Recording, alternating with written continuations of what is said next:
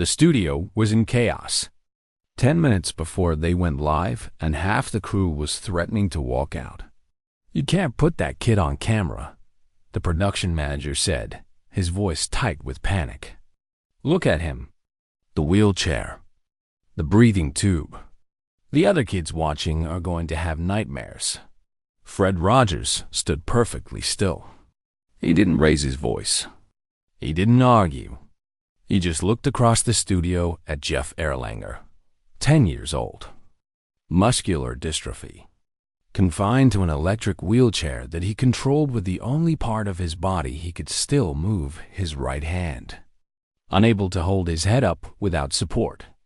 Breathing with difficulty. And smiling. Actually smiling. "No," Fred said quietly. "The other kids need to see him. That's exactly why he's going on. Fred, be reasonable. This is a children's show. Children get scared when they see what?" Fred interrupted, his voice still calm, but with an edge now. "When they see someone who looks different. When they see someone in a wheelchair. When they see someone who needs help to breathe." The production manager shifted uncomfortably. Fred continued. "That boy over there? He's more lonely than you can possibly imagine. And there are thousands of children just like him watching at home right now, thinking they're the only ones. Thinking they're broken. Thinking they don't matter. Thinking they should be hidden away so they don't scare the normal children." He took a step closer to the production manager. "We're going live in 8 minutes. And Jeff is going to be on that set. He's going to talk about his wheelchair. He's going to sing with me. And we're going to show every child watching that being different doesn't make you less. It makes you you." Fred Rogers paused. "If you want to pull the plug, that's your choice. But I'm doing this." The production manager opened his mouth to respond, then closed it. He looked at Fred Rogers. Then at Jeff Erlanger sitting in his wheelchair, waiting patiently, still smiling despite being the subject of an argument he could probably hear. The production manager sighed. "Fine, but when the phone lines blow up with angry parents, that's on you." Fred Rogers just nodded. "It always is." Asterisk, what happened in the next 15 minutes would become one of the most watched, most shared, most cried over moments in television history. But the real story isn't what happened on camera that day in 1981. The real story is what happened after. For the next 26 years. Until the day Fred Rogers, dying of stomach cancer, barely able to stand, got in a car and traveled across the country to keep a promise he made to a boy in a wheelchair. Because Fred Rogers didn't just invite Jeff Erlanger on TV. He saw him. Really saw him. In a world that had spent 10 years teaching Jeff Erlanger to be invisible. And that changes everything. Asterisk, Jeff Erlanger was born in 1971 in Madison, Wisconsin. For the first 4 years of his life, he was a normal, healthy, active kid. He ran. He played. He laughed. And then one day, his mother noticed something wrong. Jeff was having trouble climbing stairs. He was falling more than usual. His legs seemed weak. The doctors ran tests. Lots of tests. The diagnosis came back. Muscular dystrophy. A progressive disease that destroys the muscles. No cure. No treatment that could stop it. Just a slow, inevitable loss of function. By the time Jeff was 6. He couldn't walk anymore. By 7. He couldn't stand. By 8. He needed a wheelchair. By 9. His arms were too weak to push the wheelchair himself. He needed an electric one that he could control with a joystick. By 10. He could barely hold his head up. The muscles in his neck were failing. The doctors told his parents that Jeff probably wouldn't live to see his teenage years. Maybe 15 if they were lucky. The disease was aggressive. It was winning. Jeff's parents, Rick and Kathy Erlanger, had a choice to make. They could shelter Jeff, keep him at home, protect him from the stares, the whispers, the cruelty of children who don't understand. or they could let him live. Really live. For whatever time he had left, they chose to let him live. Jeff went to regular school. Not a special school for disabled kids. A regular public school where most of the children had never seen someone in a wheelchair before. It stared. Kids pointed. Kids asked questions that hurt, even when they weren't meant to hurt. Why are you in that chair? What's wrong with you? Are you going to die? Some kids were cruel on purpose. They made fun of the way Jeff talked. His voice was weak because his throat muscles were failing. They made fun of the way he looked. His body was thin and frail. They avoided him at recess, like being disabled was contagious. Jeff came home crying more days than not, but he kept going. Because his parents had taught him something important. He had just as much right to be there as anyone else. He wasn't less because his body didn't work the way other bodies did. Still, by the time Jeff was 10, he had learned to make himself small, invisible, to not draw attention, to not ask for help, to not expect to be included. He had learned what the world was teaching him, that people like him were supposed to hide. And then, in May of 1981, everything changed. Mr. Rogers' Neighborhood was doing a special week of episodes about differences. Different cultures, different languages, different abilities. Someone on the production team suggested they feature a child with a disability. Show kids that being different was okay. Fred Rogers loved the idea. Yes, but let's not just show them. Let's talk to them. Let's make them part of the neighborhood. Not a special episode, just a neighbor. The team started looking for a child. They reached out to schools, hospitals, disability advocacy groups. Someone mentioned Jeff Erlanger. 10 years old, bright, articulate despite his weak voice. And this was important. He loved Mr. Rogers' Neighborhood. Watched it every single day. Fred Rogers said yes immediately. Invite him. Let's have him come visit the neighborhood. But when word got out that Fred Rogers was planning to feature a child in a wheelchair, not just as background, but as a full guest, talking about his disability on camera, the pushback was immediate. Network executives were nervous. Fred, we support what you're trying to do, but is this appropriate for young children? Won't it scare them? Sponsors were worried. Our audience is parents who want wholesome, happy content. A child with a terminal disease isn't exactly uplifting. Even some parents who were fans of the show wrote letters. Please don't show my children this. They're too young to understand disability and death. It will give them nightmares. Fred Rogers read every letter, every concerned memo, every worried phone call, and his response was always the same. Children already know about disability. They see it. They encounter it. And when we don't talk about it, we teach them that it's something shameful, something to be hidden. I refused to do that. He was going forward with Jeff Erlanger, no matter what it cost. Jeff Erlanger had no idea about any of this when his parents told him that Mr. Rogers wanted him to be on the show. He thought they were joking. Mr. Rogers, the Mr. Rogers, wanted to meet him? When he realized they were serious, Jeff cried. Not sad tears, happy tears. The kind of tears that come from being chosen, from being wanted, from mattering. For a kid who spent most of his life being treated like he was invisible. The idea that Fred Rogers, his hero, wanted to talk to him on television was almost too much to believe. The day of the taping, Jeff was terrified. What if he said something wrong? What if his voice was too quiet and people couldn't understand him? What if he had a bad day and his body didn't cooperate? His mother tried to reassure him. Jeff, Mr. Rogers invited you because he wants to meet you. Just be yourself. That's all he wants. When Jeff arrived at the studio, the crew's reaction confirmed his worst fears. People stared. People whispered. He could see it in their faces. They weren't sure about this. They were uncomfortable. And then Fred Rogers walked over. He didn't crouch down to Jeff's level in that condescending way adults sometimes do with kids in wheelchairs. He didn't speak louder or slower like Jeff was deaf or stupid.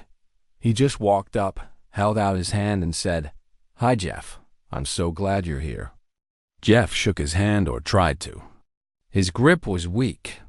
His hand trembled. Fred Rogers didn't seem to notice. Or if he did, he didn't care. "I heard you have a really cool wheelchair," Fred said. "Will you show me how it works?" And just like that, Jeff relaxed. Because Fred Rogers wasn't treating him like a tragedy. He wasn't treating him like a patient. He was treating him like a person. Like a neighbor. The segment they filmed that day was simple. Deceptively simple. Fred Rogers invited Jeff onto the set, the neighborhood living room. Jeff drove his electric wheelchair up a small ramp onto the set. Fred sat down next to him. Not across from him. Next to him? At his level. And then they just talked. Fred asked Jeff about his wheelchair. How it worked. What the controls did. Jeff, gaining confidence, explained how he could drive it with the joystick. How he could make it go forward, backward, turn left, turn right. "That's wonderful," Fred said, genuinely impressed. "You're very good at that." Then Fred asked about Jeff's disability. But he didn't ask in a pitying way. He asked like he was curious. Like he genuinely wanted to understand. "Can you tell me about why you use a wheelchair?" Jeff explained in his quiet voice that he had muscular dystrophy. That his muscles didn't work the way other people's muscles did. That he used to be able to walk, but now he couldn't. "Does that make you sad sometimes?" Fred asked gently. Jeff nodded. "Sometimes. I wish I could run and play like other kids." "I'll bet you do." "I'll bet you do. That must be hard." And then Fred Rogers did something that made Jeff and millions of people watching cry. He looked directly at Jeff and said, "You know, Jeff, there are lots of different ways to be strong. Your muscles might not work the way other people's muscles work, but you're strong in other ways. You're brave, and kind, and smart. And those are very important ways to be strong." Jeff's eyes filled with tears. In 10 years of living with this disease, no adult had ever told him that he was strong. They told him he was brave for dealing with his condition. They told him he was inspiring for not giving up. But Fred Rogers was the first person to tell him that he was strong, not despite his disability, but in ways that had nothing to do with his disability. And then they sang. Fred Rogers asked Jeff if he knew the song, "It's You I Like." Jeff nodded. It was one of his favorites. Fred started singing. His voice gentle, warm, that familiar voice that Jeff had heard through the TV for years. "It's you I like. It's not the things you wear." And then he paused and looked at Jeff. An invitation. Jeff joined in, his voice quiet and shaky, but there. "It's not the way you do your hair." They sang together. Fred Rogers and Jeff Erlanger. Side by side. Partners. "But it's you I like. The way you are right now. The way down deep inside you. Not the things that hide you." By the time they got to the end of the song, there wasn't a dry eye in the studio. Camera operators were wiping their faces. Production assistants were crying openly. Even the production manager who had tried to stop this from happening was standing in the corner with tears streaming down his face. Because what they were witnessing wasn't just a TV segment. It was a moment of pure, unconditional love. A man telling a child the world had told to hide, that he was seen, that he was valued, that he was loved exactly as he was. When the song ended, Fred Rogers reached over and held Jeff's hand. "Thank you for coming to visit me. Jeff, you're a very special person." Jeff looked at Fred Rogers with tears running down his face and said something that would haunt Fred for the rest of his life. Thank you for making me feel like I'm not a mistake. Asterisk. The episode aired in May of 1981. The network braced for backlash. The angry phone calls. The outraged letters from parents who thought this content was inappropriate for children. Some of those calls and letters did come, but they were vastly outnumbered by something else. Gratitude. Thousands of letters poured in from parents of disabled children. My daughter has cerebral palsy. She watched your show with Jeff, and for the first time in her life, she saw someone like her on TV. She's been smiling all day. My son has Down syndrome. After watching Jeff, he told me he wants to be on TV too. He's never wanted to be seen before. Thank you. I'm a teacher at a school for children with disabilities. We watched your episode together, and my students cried. They cried because someone finally treated them like they mattered. But the letters that meant the most to Fred Rogers came from parents of non-disabled children. My daughter asked me why Jeff couldn't walk. I've been avoiding that conversation because I didn't know what to say. Thank you for teaching me how to talk to her about this. My son has a classmate in a wheelchair, and he's been afraid of him. After watching your show, he asked if they could be friends. They played together at recess for the first time today. You taught my children that different isn't scary. It's just different. Thank you. Fred Rogers kept every single letter. He read them when he doubted whether what he was doing mattered. But there was one person's opinion he cared about more than anyone else's. Jeff Erlanger's. Asterisk. A few weeks after the episode aired, Fred Rogers called Jeff's house. Jeff's mother answered. Mrs. Erlanger, this is Fred Rogers. I was calling to check on Jeff, to see how he's doing after the show aired. Kathy Erlanger started crying on the phone. Mr. Rogers, you have no idea what you've done for my son. He went to school the day after the episode aired, and for the first time, kids wanted to sit with him at lunch. They wanted to see his wheelchair. They wanted to talk to him. She was sobbing now. He came home and told me, Mom, I'm not invisible anymore. That's what he said. I'm not invisible. Fred Rogers was quiet for a moment. Then he said, Mrs. Erlanger, would it be all right if I kept in touch with Jeff? I'd like to write to him sometimes. Maybe call him on his birthday. Of course. He would love that. Good. Because Jeff is my friend now. And I don't forget my friends. Fred Rogers kept that promise for the next 26 years. Asterisk. Jeff Erlanger was supposed to die before his 50th birthday. That's what the doctors predicted. He lived to be 30-6 years longer than expected. 26 years of birthdays and Christmases and graduations and life. And through all of those years, Fred Rogers was there. He called on Jeff's birthday. Every single year. Without fail. He sent letters. Real letters, handwritten, not form letters from an assistant. When Jeff graduated from elementary school, Fred Rogers sent a card. I'm proud of you. Jeff, keep being exactly who you are. When Jeff graduated from high school, something the doctors said would never happen. Fred Rogers called him personally. They talked for an hour. When Jeff went to college at the University of Wisconsin-Madison to study communications, Fred Rogers wrote him a letter that Jeff kept framed on his dorm room wall. Dear Jeff, I always knew you had important things to say. Now you're learning how to say them to even more people. The world needs your voice. Love, Fred. Jeff became a disability rights advocate. He gave speeches. He testified before the Wisconsin State Legislature about accessibility. He appeared on local TV shows talking about the importance of inclusion. People would ask him, how did you find the courage to be so public? To put yourself out there? Jeff always gave the same answer. Fred Rogers taught me that I don't have to hide. That being seen is not something to be ashamed of. Everything I do because he showed me I mattered. In 1993, when Fred Rogers was being inducted into the Television Hall of Fame, Guess who he invited to be his guest? Jeff Erlanger. Jeff was 22 years old by then. His disease had progressed significantly.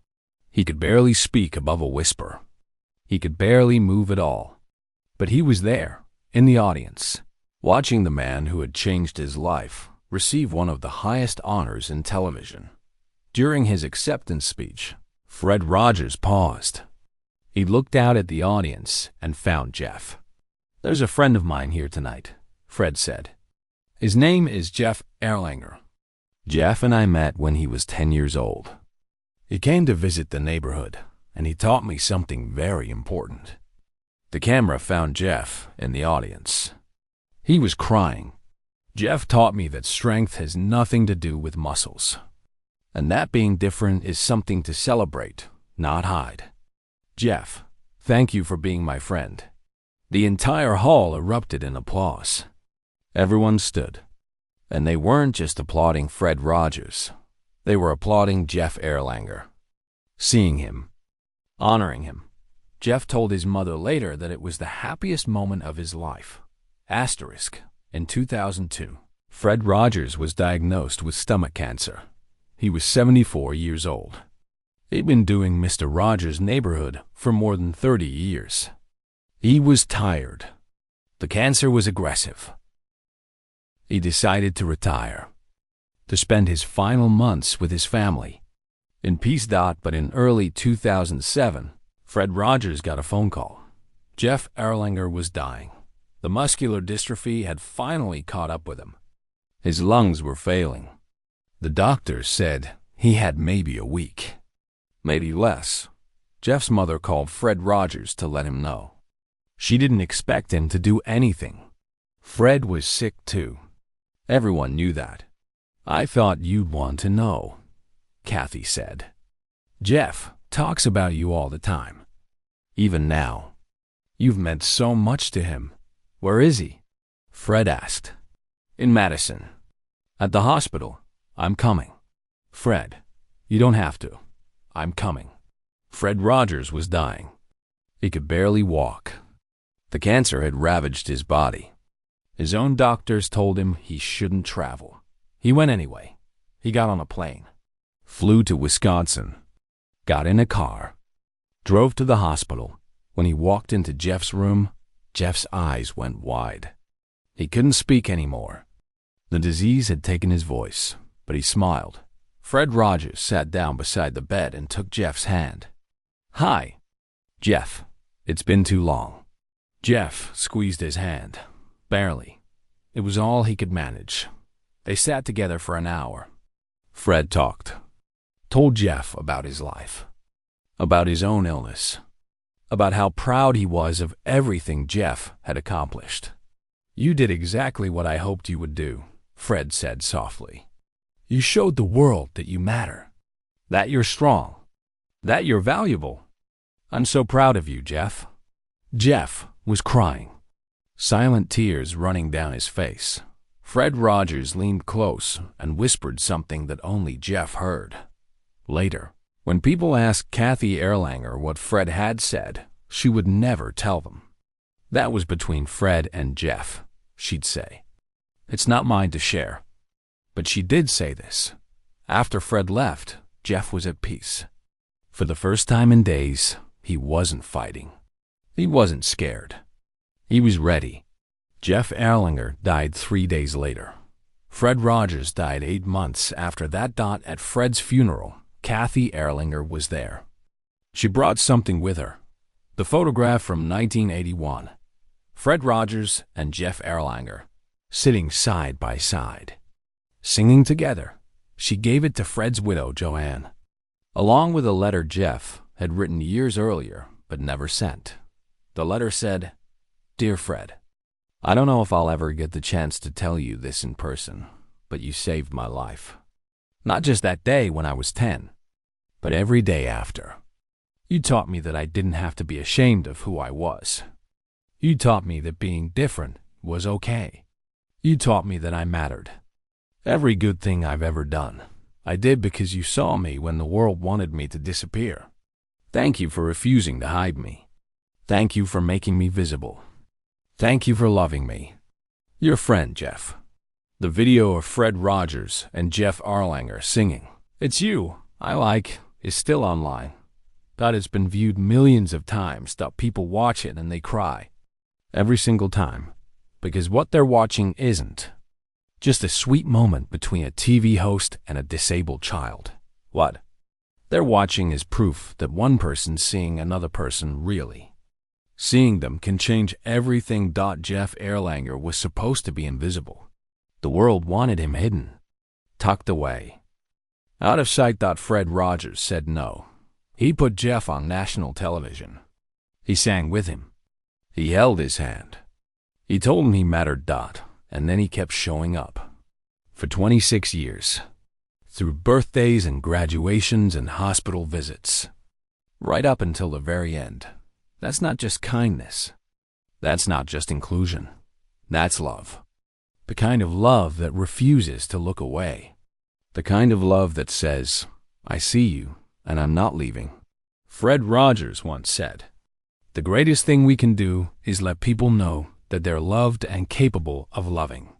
That's what he did for Jeff Erlanger. He didn't fix Jeff's disease. He didn't make the wheelchair go away. He didn't make the world suddenly accessible and kind. But he did something more important. He saw Jeff. He valued Jeff. He loved Jeff. And that love gave Jeff the courage to live, really. Live for 26 years longer than anyone thought possible. Because when someone sees you like that, when someone refuses to let you be invisible, when someone looks at you and says, you matter exactly as you are, that doesn't just change a day, it changes a life. And in Jeff Erlanger's case, it changed the world, because every person who watched that episode in 1981, every child who saw Jeff in his wheelchair being treated with dignity and love learned something that no textbook could teach. They learned that different is not less. They learned that disability is not something to fear or pity. They learned that everyone deserves to be seen. That's Fred Rogers' legacy. Not the cardigan, not the songs, not the puppets, the seeing, the refusing to let people be invisible, the insistence that everyone matters. Jeff Erlanger knew that better than anyone. And when he died in 2007, his mother found something in his apartment. The letter from Fred Rogers. The one from when Jeff went to college. The one that said, "The world needs your voice." It was framed on his wall, right next to the photograph of the two of them singing. And written in the margin, in Jeff's shaky handwriting, were 4 words. He never stopped seeing me. That's the real story, not the TV segment, not the viral video, not the feel-good moment, the 26 years of friendship, the phone calls, the letters, the hospital visit when both of them were dying, the promise Fred Rogers made in 1981, "You're my friend now, and I don't forget my friends." He never did. And because of that, a boy who was supposed to be invisible became a voice for thousands. Because Fred Rogers refused to hide him.